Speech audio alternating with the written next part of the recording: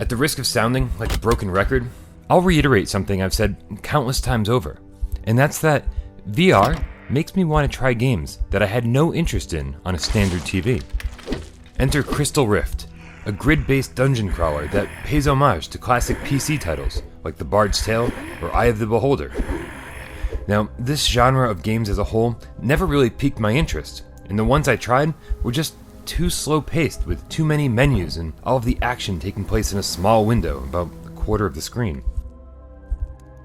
So after avoiding these types of games for most of my life, I have to credit SciTech Games for bringing Crystal Rift to PlayStation VR, where I'd actually notice it, and maybe even give it a chance. And for the $12.99 asking price, it was definitely a chance worth taking.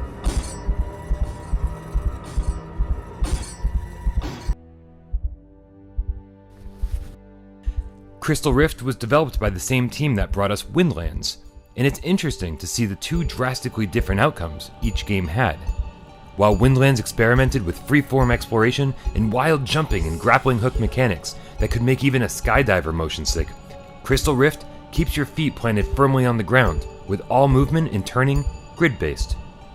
And while on the surface this keeps things looking and feeling a bit retro PC, it prevented me from feeling even remotely motion sick, and I was able to play for hours at a time in VR. Which is great, because with 24 levels, you'll be stumbling around this labyrinth for hours, flipping switches, getting lost, solving puzzles, destroying enemies and hunting for keys and collectible skulls. And while you won't get a ton of variety here, the repetition never felt repetitive, and I always wanted to push forward to see what was beyond the next door or down the next flight of stairs.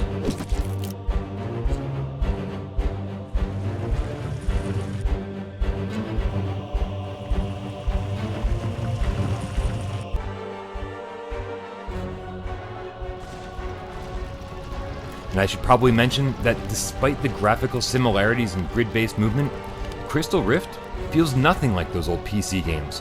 Movement is fast and responsive. Combat is fun, even if it often reverts to a game of attack and retreat.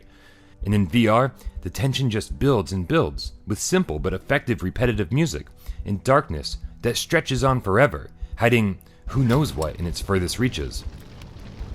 I wouldn't exactly call Crystal Rift a horror game, but the times it actually made me jump served to remind me that the sense of dread I felt while exploring a level certainly wasn't unwarranted.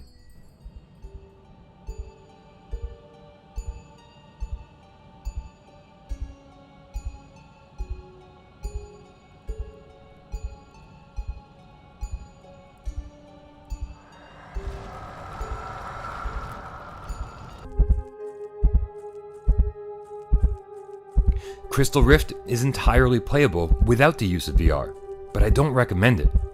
This is an example of VR not only drawing my attention to a game, but actually making it better as well. Being able to look down and notice pits, or turning your head to activate switches, really is a game changer.